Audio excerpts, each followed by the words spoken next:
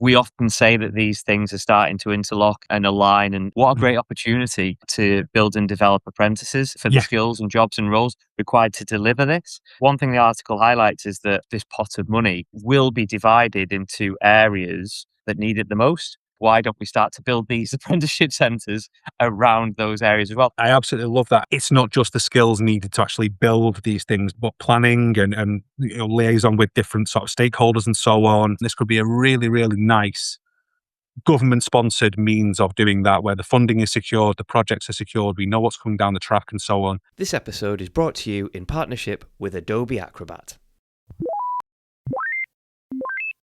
Ryan Jones, welcome to episode 130. Can you believe it? We are creeping up there, aren't we? Yeah.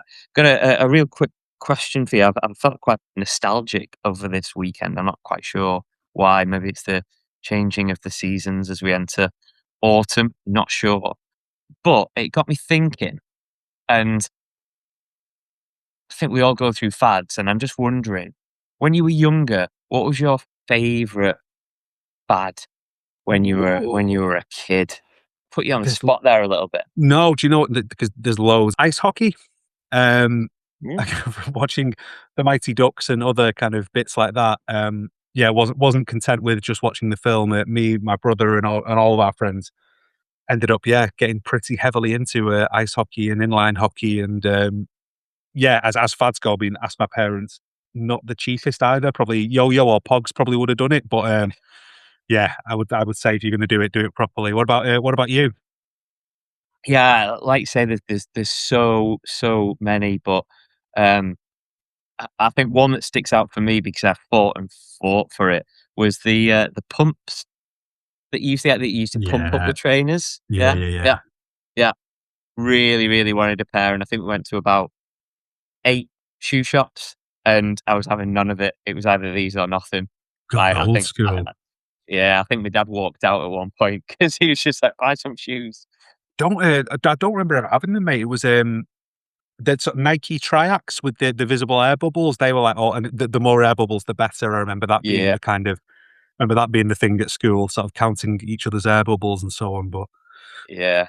kids, I know, kids. What we're gonna do, which is a really good segue into our first headline.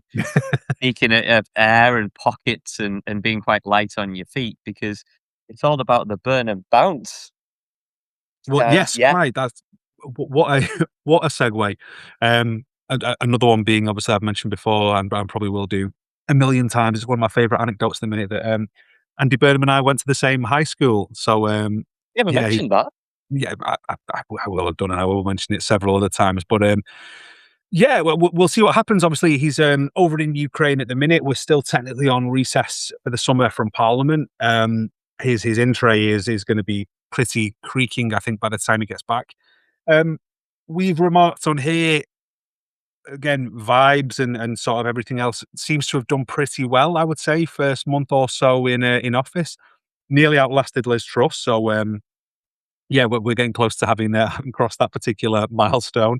And sector is responding to it. I know we said as part of Keir Starmer's departure and the loss of Steve Reid and others from office that there been some good things achieved by that cabinet and by that government where housing and infrastructure were concerned, and just communication seemed pretty poor, and therefore it wasn't really being felt by people. There was still a lot of nervousness despite a lot of things having moved in planning. But we've got specification and other outlets last week sort of covering this Burnham Bounce, which has come from a report from the Association for Project Management. So they've taken a bit of a census UK-wide among their membership base, working with census-wide, and found that 64% of professionals are more confident in the government's ability to deliver major infrastructure projects, compared with only 2% have said they're less confident. So again, very early days, and there hasn't been much by the way of solid policy, I would say, albeit we are going to discuss a little bit later on housing, particularly where some policy recommendations have been a bit more concrete. But I would say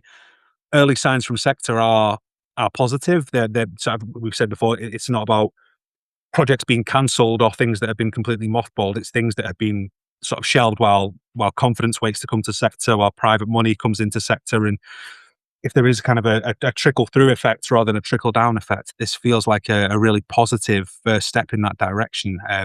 I'll let you pick up more, but some of the headline numbers within it, Pete, are they're pretty solid, aren't they? What, 95% of professionals having some level of trust in this government's ability to deliver projects well. 34% saying they have a lot of trust. So yeah, if this is properly representative across sector and it's not, party political or people that are naturally more inclined to support a Labour government or a left government, then can we be positive? Is 95% enough of a enough of a resounding number for us to see some light at the end of the tunnel? Maybe. Yeah, that really it surprised me, that number. So the headlines from Specification Online, and it leads with Burnham Bounce boosts confidence to deliver major infrastructure projects. I think to put it in context, you have to look at what the previous reports have shown, and that 64% confidence is up. Is it by 2%? I think. Yeah. Yeah, I think it's up by 2%. And the 95% is up by 10% Yeah. to deliver projects well, and that really surprised it really surprised me that it was even 85% to begin with. Considering all the headlines you see about major projects that the government are part of, and that we've seen delays historically In fairness, though, delivering them. Pete, sorry to interject on that, man. I was just Yeah. going to say, I think we'd covered this a little while back when we'd looked at the value of the infrastructure pipeline again, and we shouldn't lose sight of the fact that the people surveyed here are from the world of infrastructure rather than house building or built environment more generally. And for the faults of the last government, particularly where comms and so on was concerned, one thing you couldn't fault them for was putting their metaphorical money where their mouth was on infrastructure, particularly that a lot of that 700 billion plus pounds of investment was central government funds for major infrastructure projects. So I can kind of understand while other parts of the sector may not have been as positive on Starmer's government when polled. I can understand why it would be 80+% within infrastructure because fundamentally money talks, doesn't it? So yeah, for any other criticism that one may have of them, that's probably not one that's going to land that well in that part of the market, I wouldn't think. Yeah, I suppose so, and this is going to be a theme throughout this recording. I very much feel, and it's early days, and we're yet to see very much action. It's all talk and written down, and these types of reports and research, and rightly so. Give the lad a chance to get comfy and put his slippers on. But it's all looking good. The one quote that I'd add to this that kind of summarizes that is that it's Andrew Baldwin in this article. It states, in order for the government to maintain these confidence levels, the Prime Minister must prioritise and set clear goals for what he wants to achieve around infrastructure. I'd say that's for pretty much anything that he wants to achieve. Agree risk appetite with his cabinet, hugely important, and make sure projects and programs are properly resourced. And again, I think we'll talk about that further down the line, but that's one absolutely key thing. It's all well and good saying these things, having this confidence, but it's can we deliver? Can these programs deliver correctly? Are they going to be fully resourced and, like you said, money talks, and funded so that we can actually achieve these things?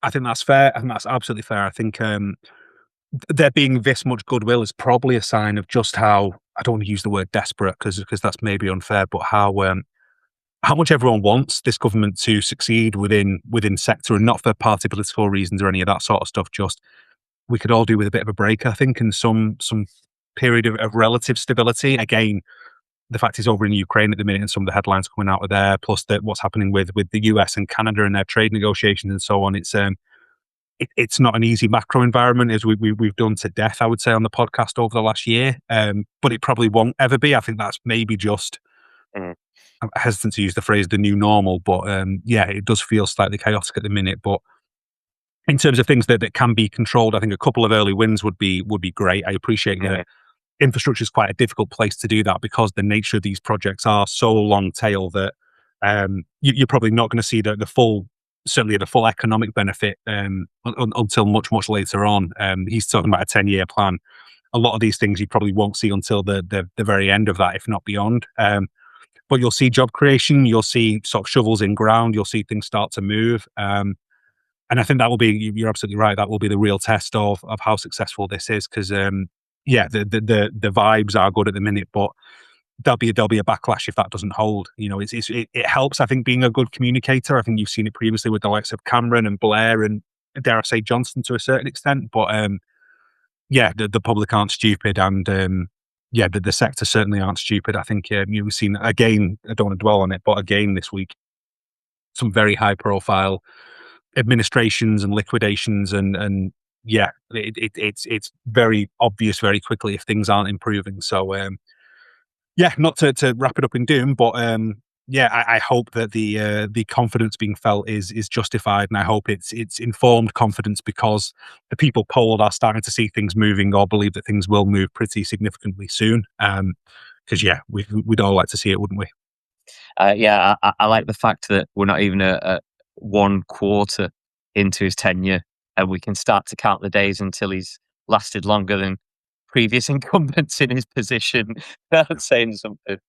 I know. It's I think, was it last week you spoke about it? Just the number of PMs that we've had over the last decade. It's it can't go. Someone, again, regardless of your politics and your party or whatever else might be the case, it has to stop, doesn't it? We've done this game of musical chairs for long enough now, and yeah, we have to stick, not just as a sector but as a country. I think that there has to be a period of stability, and hopefully this is it. Hopefully this is it. Like I say, the confidence levels seem to be there. The levels of support seem to be there. You know, you're talking in relatively positive terms, despite the fact he's a very public Evertonian. Uh, so that has to bode well. That has to count for something, I would suggest. Yeah, he's well back up in the north, wasn't he? Watching the game at the weekend. So he's fully committed on all fronts. And we won't hold it against him. Absolutely not. Yeah, what he likes to do when he's down in tools is completely up to him.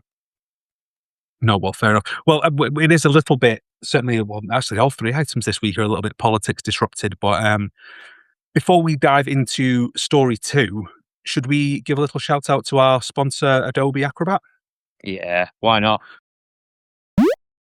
Our next story is going to focus on NPPF, National Planning Policy Framework, which, if you follow sector and sector media as closely as we do, you will absolutely have seen this story over the last week. And this is where we kind of move from vibes and good feeling into some of the more specifics around what a Burnham government is going to set out to deliver. The big headlines are that there is a now updated version of the NPPF, which is the 8th since it was launched back in 2012. So I used Adobe Acrobat to feed all 130 pages of the updated document and kind of wanted to get under the skin of not just what the document is there to do, but also some of the significant changes from version 1 to version 8. So I thought it was important to have a bit of a look back and just get some of the key bits that have changed here. And Adobe was incredibly helpful. So we're not talking over heads.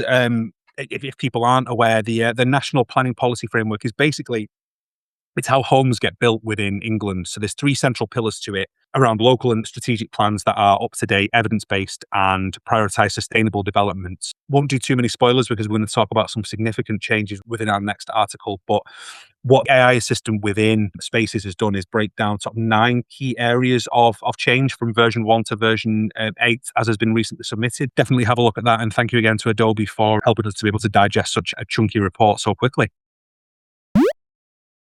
Speaking of that, let's take a bit of a deeper dive into it using Adobe Acrobat and the PDF spaces well, certainly I have for the insights into that.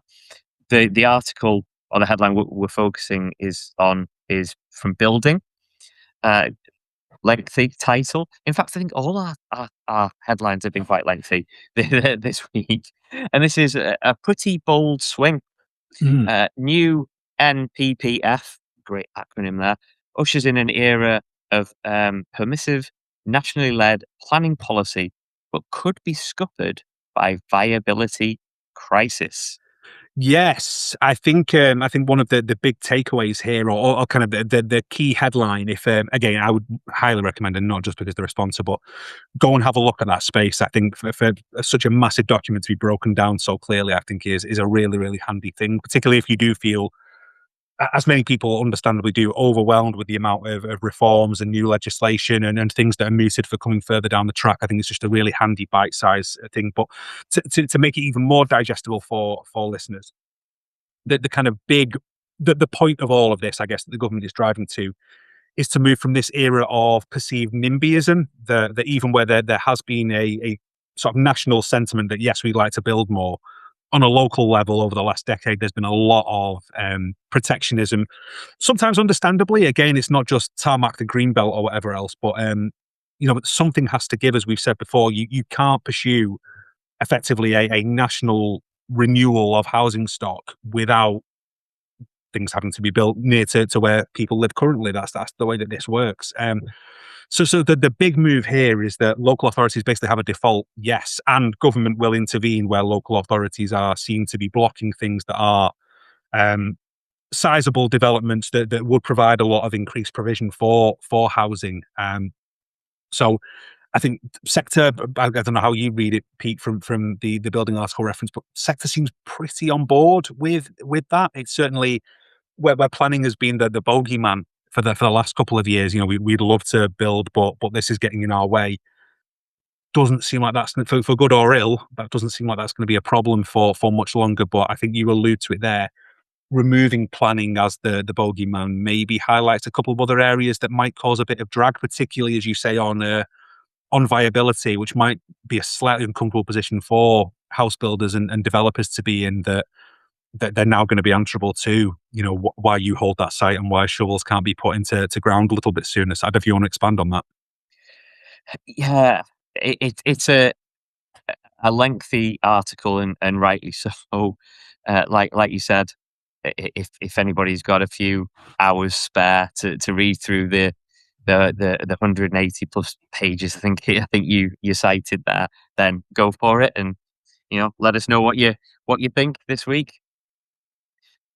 So the article's quite lengthy, but it covers what you want it to cover. So they look at um, the main policies and what they're trying to do. And for me, it it feels like they're putting a stake in the ground and saying, we want momentum, we want growth, we want development. There are some caveats, but it very much feels like they're willing to listen. Is the overall sentiment that I'm getting from it, in various guises, for various different areas of it, such as building around stations and transport hubs Mhm. and the likes, and a default in saying yes rather than whoa, hang on, and taking a bit of control back. But it feels like they are willing to listen. There is some negative sentiments from some people, and it seems to be more towards the environmental side of the Mhm. industry than anything. Now, they haven't changed much around that, but I think that's the point, that they haven't increased it, or what they've said is, "We would like to see these things," rather than saying, "You must have these certain elements in place." Yeah, I was going to And say, they I are think, building. yeah, net zero 2050 still in there. I think is, forgive me, is going to become an increasing sort of hot potato politically, isn't it? You can see some of the parties on the right already starting to lean into that, and we've said several times that it shouldn't be a zero sum game. There's, I think that's interesting. I also think default yes around transport, I think is personally, I think is a really really good thing. I think again, solid alignment there with infrastructure planning and the levels of investment there, that it all knits in together, and common sense dictates that if you are planning a significant, we talk about the new towns, for example, that if you're building 12 developments with tens of thousands of new homes in there and new families in there, you need proper transport infrastructure, and that had been some of the criticism of similar plans under previous governments. So I think that's a positive. Allowances for increasing climate change, I think, is a good thing. But it does put a bit of pressure on local authorities from an adoption point of view. So we'll see what happens there. Protection of green belt with the sort of grey belt concept, I think is interesting. So again, where there has been, rightly or wrongly, where there has been sort of NIMBYism in the past, I think those kinds of areas still look like they're going to be pretty well protected, and that the provision for new homes isn't going to impact on that all that much. A focus on design and placemaking, I think, is something that's really, really positive. One of the things that comes out a lot in the AI summary and sort of skimming is that local areas, and obviously this government have really pushed for devolution, and like they're going to continue to do so. But master planning seems to really sort of be front and center in this. So things aren't on a development by development basis or on a town by town basis. Even it's a much more cohesive, dare I say, holistic plan where housing and amenity and travel and transport and so on is all part of one big framework. And government will only, it looks like central government rather, will only intervene when it absolutely needs to, which seems consistent with the way that this government look like they want to govern. So but for me, lots of positives in there. I think if I'm a house builder, I'm still looking at it going, well, you dealt with a lot of really useful things, but viability, costs are still going up. Targets on affordable housing aren't. Again, there are some headlines that would dispute this, but in broad terms, targets on affordable housing aren't going anywhere. We're probably still at the mercy of, unless there's a significant change to the model, we're still at the mercy of wider macroeconomic factors that are beyond our control. So while this is helpful, I don't know if it solves all of it necessarily. Yeah, just about to say that it's can you create something that avoids all these the macro elements that are stifling what we're trying to achieve in our industry?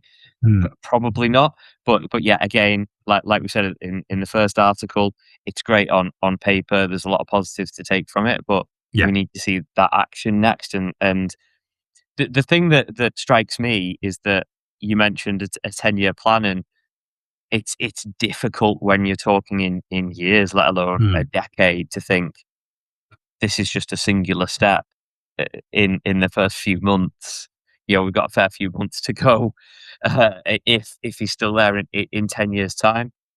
And one thing that sticks out, and this is funnily enough a bit of a thorn for most people, if we're going to put the balance into this and look at a slightly negative point of view, is that the one thing that a lot of people are agreeing on here, it seems, is over what happens to pubs and protecting pubs, or to give it its full guise, community assets.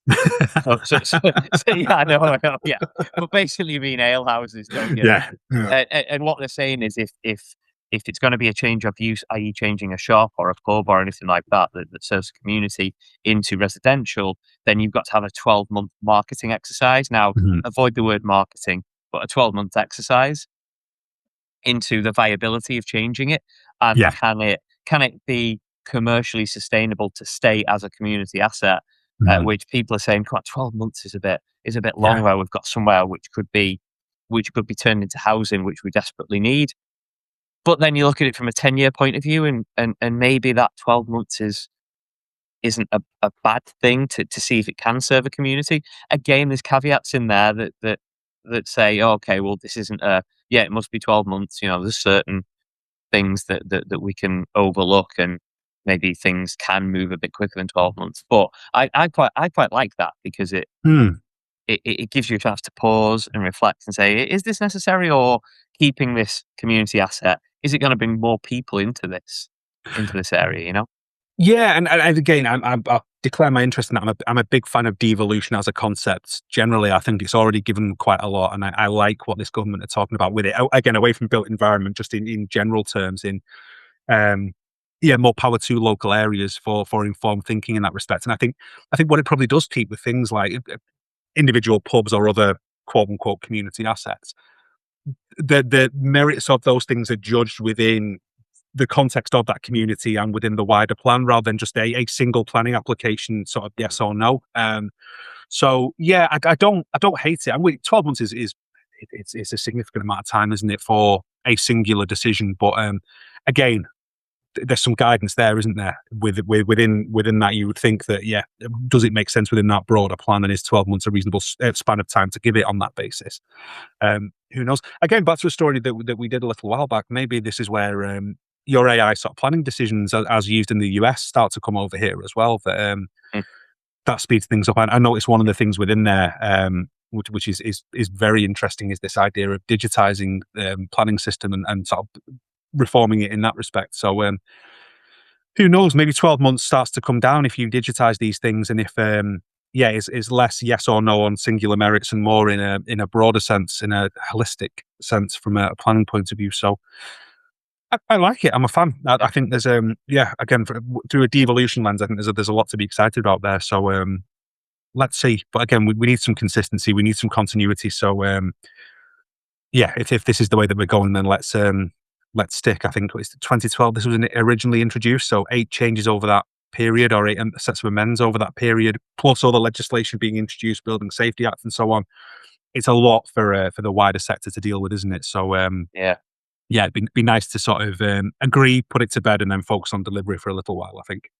But they all need to link in the show notes, go to our PDF space and check it out and ask questions. Yeah. You can actually ask questions to this report, and AI assistant will give you those answers. So particularly if you digest, sorry to interrupt you. I was going to say, particularly if you are in sector, obviously we've kind of looked at this from a marketing and a more overarching point of view to give you the headline.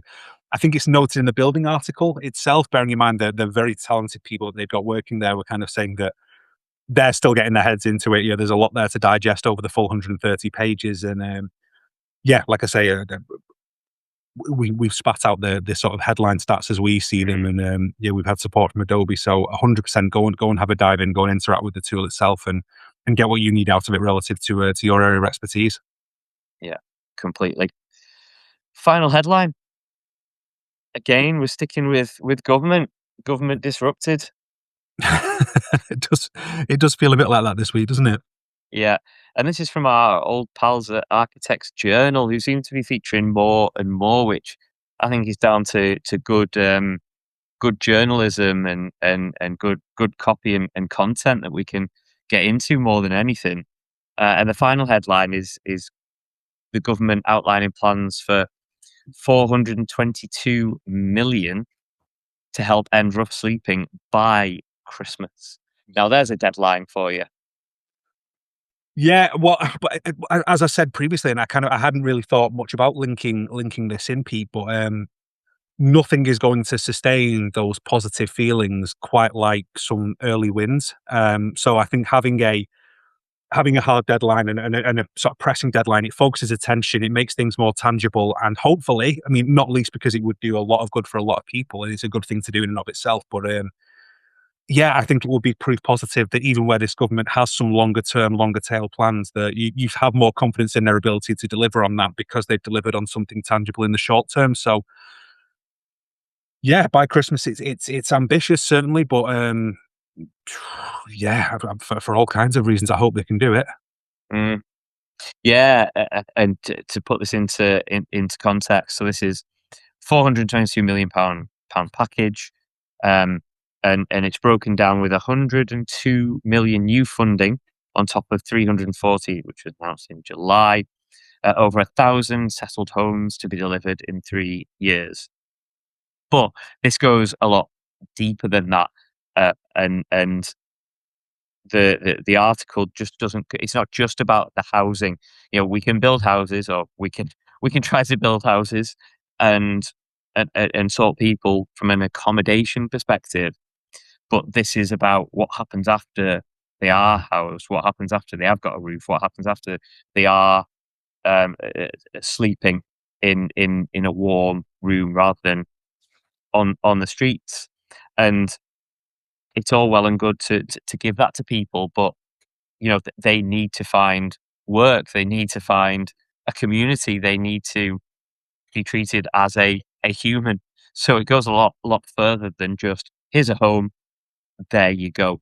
And I think that's the thing that I'm getting from this. It's fantastic and brilliant, and let's hope it can be delivered, for a whole host of amazing reasons, but it's what happens after that fact as well. Yeah, completely. And I think you're absolutely right. Housing first seems like the right way to do that. So I like the fact that it's not just at least it seems to me, it's not a vacuous headline chasing thing. That this is about solving the longer term problem, and it's again hidden homelessness as well. It's something that's so prevalent within society. It puts massive strain on local authorities and charities and everyone else involved in that, as well as communities themselves. Um, but yeah, one imagines that, and I speak very fortunately, having never been in this position, but Mhm. I imagine, being asked to sort things like, setting up a bank account, finding potential employment or training or whatever else the case may be, going to be a lot easier to do if you've had a good night's sleep, if you've got some food in your belly, if you're not panicking about, what happens to me in the next sort of couple of hours. So it feels the right way around. Now, again, I should say, obviously, Burnham, his first term as mayor of Greater Manchester, homelessness was kind of among the many other things that he and the combined authority achieved, but homelessness was the big sort of headline grabbing thing that he was going to be judged on for that first term. Now, you would say that the measure of success of that was that he was then voted in another 2 times by that electorate with increased margins. So something worked. Um, I think his record on homelessness, it's fair to say, by his own admission, very good during the pandemic. There was kind of that national emergency footing, and therefore, something had to give, and things got sorted. I work obviously in Manchester and have done for the better part of 2 decades, and would say you still see homelessness, you still see rough sleeping. Now, I don't know all of those individuals and their stories, it goes without saying, but yeah, it's slightly churlish to say we did this in Greater Manchester and it worked, and therefore let's roll it out nationally, because it's not quite true. And again, you'd be very, very bold to say that we will solve homelessness indefinitely forever by Christmas. But yeah, I think if this goes some way towards making a dent in that and can be delivered, then you have to be a grown up and say, well, that's a good thing, rather than nitpicking about sort of the detail on its sustainability in the long term. So Mm. yeah, I just thought for balance worth mentioning, because I Yeah. know that that there is a lot of pointing back to record in Greater Manchester equals record nationally, but yeah, not quite as black and white as that. But yeah, I'm a fan of this in broad terms, I have to say. And my hope for this government is that they do start to think a little bit differently to solve problems such as this. We covered an article in Architects Journal actually back in January, and this was all about delivering homes to help homelessness and deliver on targets, of which we've already mentioned, and we won't go back there. But it mentioned that a prototype home that they created. Sorry, the company was RCKA, working with weights and offside specialist roll along. They developed a high quality home that could be installed in under 2 hours. Hmm. Yeah, they can't build it and make it in under 2 hours, but it can be, once it's there, it can be moved on site and installed in under 2 hours. I'm not saying that's the be all and end all and the final solution, but what I'm saying is that thinking slightly differently about how we retrofit homes, how we deliver new homes, how we can um, create homes that might be derelict quite quickly. Uh, I'd really like to think that this government, how they've started, that one part of their policies of getting them off the ground would be to innovate slightly and not be bold and try new So things and new if it, innovations. there's a few very, very good shouts there, Pete. I think absolutely where people have been saying that offsite manufacture, modern methods, and so on. Great in theory, but difficult to deliver because we don't have that certainty um, of supply. We don't have that Mm. certainty of where jobs are coming from. You absolutely do hear a pressing deadline. Um, a massive, massive issue. Government kind of footing the bill as sponsor for this. We know where the money's coming from. We know when these have to be delivered. One assumes that between central government, devolved mayors, local authorities, we will know where demand is and where sort of levels of homelessness are at their highest, and therefore what level of provision might be required. So that would be point one. But equally, this target of the number of units that I need by the end of this year, there isn't anything I've seen specific that says X percent will be new build, X percent will be retrofit, or whatever the case may be. So yeah, there should be the ability for the entire supply chain to get involved here. Sustainability is it's still an issue, and we've still got our net zero targets. So building new isn't always the smartest way to go, the most economically viable way to go. And so I would imagine a lot of this is going to be conversion of existing stock. So yeah, let's see that. The final thing that I would say is I would urge everyone to go and have a look at the charity Crash, CRASH, the construction sector's homelessness charity. They do a phenomenal job and have backing from across the supply chain, from consultants through to product manufacturers and everyone in between. And I think the likes of them probably could and should be consulted and involved in this. They have a history of delivering successfully this type of project with this type of end in mind. They will have the connections to the kind of charities involved, as I'm sure government will as well. But as someone to knit together government and sector to be able to deliver this stuff, I think yeah, I think you'd go a long way with getting those guys involved. And I would say in and of itself, if anyone's listening to this and is in a position to help Crash, please go and do it. Go and have a look at the work they do, because it is incredible, and it's yes, it's lovely to see the construction sector give back where it can. 100%. Talking about giving back or giving opportunities, we often say that these things are starting to interlock and align, and things are rumbling. What a great opportunity to start to build and develop apprentices as well for the Yeah. skills and jobs and roles required to deliver this. Because one thing the article highlights is that this pot of money, the 422, it will be divided into areas, apportioned into areas that need it the most. Well, lo and behold, why don't we start to build these apprenticeship centres around those areas as well? Now, that's not to say that other areas of the country don't deserve it or don't need it for various other things, but if this is going to be a target to show that this government delivers, it's there. It's ready for you. You just have to put things in place now.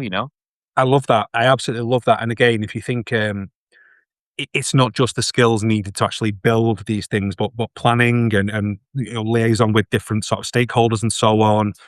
The sort of consultancy side of things, we talk a lot about the sector being far more broad than just hands-on contracting roles. That the NEETs issue, the sort of training from that MBAC, as we spoke about last week, that plugging that gap from education into sector and so on. This could be a really, really nice government-sponsored means of doing that, where the funding is secured, the projects are secured, we know what's coming down the track, and so on.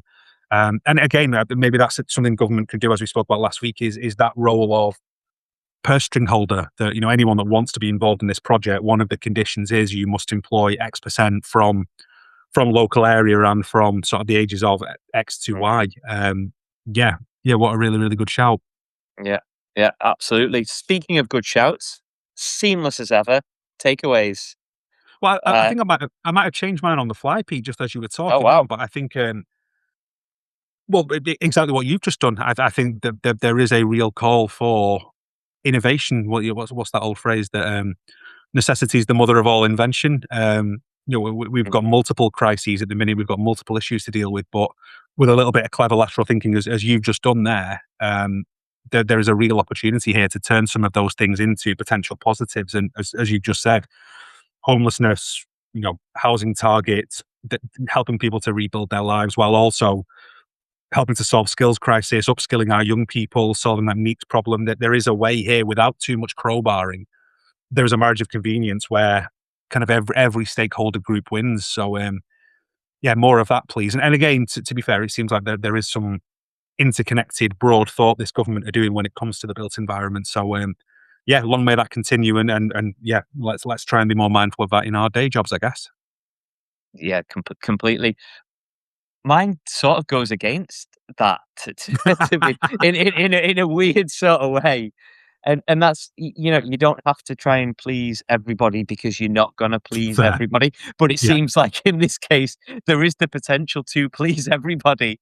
So I don't know whether my takeaway is a bit void at this moment in time, but it's going back to, new policies, new legislations, new reports, and everything that we've covered. And there's always going to be people that it benefits more than others, and there's always going to be people that feel that they've been hard done by certain things that are going on. And not just the innovative approach that this government, I hope, take, but let's try and get as many people within the construction supply chain on board as possible, because as we know, if one part is impacted, the majority of the others are impacted as well.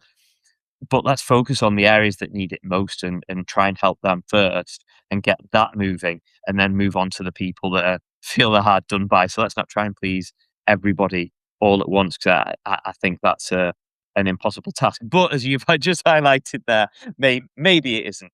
Yeah, you can't please all the people all the time, but occasionally you might be able to. Hey, well, we do it every week. What a way to sign off. And we'll see you next week. Cheers, feet.